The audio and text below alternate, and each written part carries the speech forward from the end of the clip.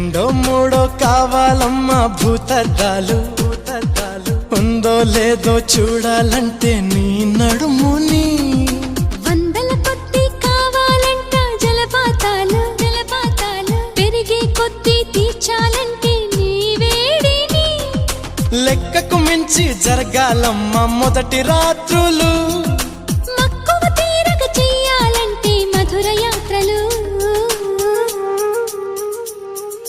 విన్నాను నీ హృదయవాణి వెన్నెల్లలో నిన్ను చేరని మన్మధుడే బ్రహ్మను పూని సృష్టించాడేమో గాని 60 కేజీల దుడుకుతనాన్ని అలుపన్నది ఎరుగని రవితేజాన్ని పలికింది ఆకాశవాణి